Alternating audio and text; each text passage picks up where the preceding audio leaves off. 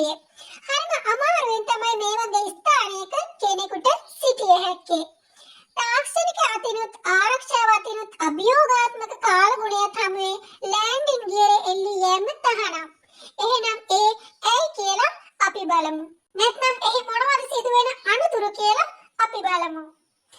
අඩි 30000ත් 40000ත් උසකින් පියාසර කරන ගුවන් යානයක පිටතින් ඇති උෂ්ණත්වය සෙල්සියස් අංශක ඍණ 50 දක්වා පහත වැටේ. ඒ වගේ අවස්ථාවකදී හයිපෝതെർමියා නැත්නම් ශරීරයේ උෂ්ණත්වය සැනකින් පහත වැටුණොත් ජීවිතයට අනිවාර්යෙන් අනතුරක් සිදු විය හැකිය. මොකද ඉහළ උෂ්ණතාංශවලදී වාතයේ ඔක්සිජන් ප්‍රමාණය අඩු වීමෙන් සිහි නැතිවීමට ඉඩකඩ වැඩිය. පීඩනය අඩු වීම නිසා කන් සහ පෙනහළු වල රුධිර වාහනයේ අධික අපහසුතාවයක් ඇති කළ හැකිය.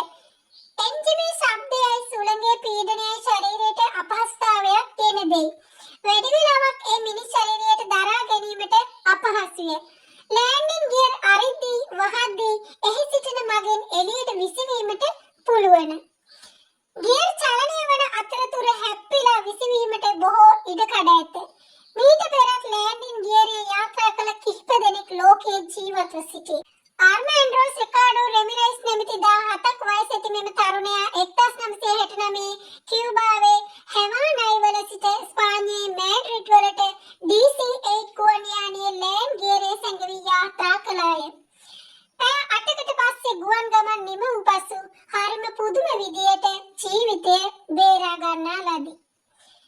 පසුව කියුබානුවන් ඔහු අරුම පුදුම මිනිසා නොහොත් මිරකල් බෝයි කියා අමතන ලදී. එන්පසු 1970 දී එවැනිම විදියට ඕස්ට්‍රේලියාවේ අවුරුදු 14ක් වයස ඇති පිරිමි දරුවෙකුද නමින් කේෆ් සාෆෝර් වන මොහුද සිඩ්නි වල සිට පියාසර කරමින් එන ගුවන් යානයේ සැඟවී සිටින අතරතුර මිනිත්තු කිහිපයකදී ගියර් අරින විට අඩි 200ක් පමණ ඉහළින් බිමට වැටි හරිම දරුණු ලෙස විපතට පත්විය.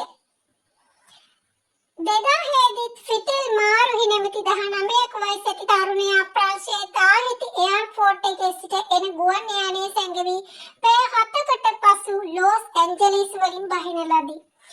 හයිපෝതെർමි සහ ඔක්සිජන් අඩු වීම නිසා ඔහුට සෑහෙන්න අමාරු විය. සැනකින් ප්‍රථම ආධාර ලැබීමෙන් පසු ඔහුගේ ජීවිතය බේරා ගන්නා ලදී. ලෑන්ඩින් ගියරේ සැඟවී යාත්‍රා කරන්නන් 70ක් හෝ 80ක් පමණ දෙනෙක් පමණයි ඔක්සිජන් සීතල හෝ බිමට වැටීම නිසා මරණයට පත් වෙන්නේ. ඒ වගේම දිවි බේරාගත් අය අරුම පුදුම මිනිසුන් ලෙසයි ලෝකයා හැඳින්වුවේ. කියුබා ජාතිකයෙකු වූ ආර්මාන්ඩ්‍රෝගේ යාත්‍රාව ගැන පැවසුවේ හරිම භයානක විදියට තමයි මම එය විඳගත්තේ කියාය. ඒ ගමනේදී කුරිරු අන්ධකාරයක් පමණයි මගේ මතකයේ තිබුණේ.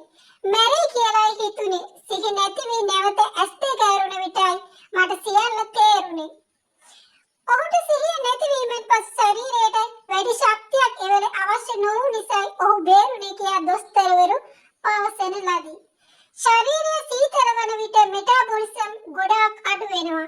එයින් ඔක්සිජන් අවශ්‍යතාවයත් අඩු වෙනවා. ඊතරම්ම අභියෝගවලට ශක්තිමත් මූල පෑ නිසායි මෙම දරුවා අරුම පුදුම මිරකල් බෝයි නමින් කියුබාව ඒ දරුවාව හැඳින්වුවේ. මීට කලින් ඉන්දියන් තරුණයන් දෙදෙනෙකුත් ඉන්දියාවේ සිට ලන්ඩනයට ලෑන්ඩින් ගියරේ සැඟවී යාත්‍රා කරන ලදී. ලන්ඩනයට ගිය දෙදෙනාගෙන් එක් අයෙක් පමණයි ජීවිතය බේරා ගත්තේ. වික්‍රමාන්විතකමත් මානසිකත්වයත් ඉලක්කය කරා ශක්තිමත් වන නිසායි සමහර විට මෙවැනි ක්‍රියාවලින් සමහරුන් දිවි බේරා ගත්තේ යයි විශේෂඥවරු පවසන්නේ. තවත් මෙවැනි අරුම පුදුම වීඩියෝ බලන්න සහ ලස්සන රීල්ස් බලන්න මේ channel එක subscribe කරලා තියාගන්න.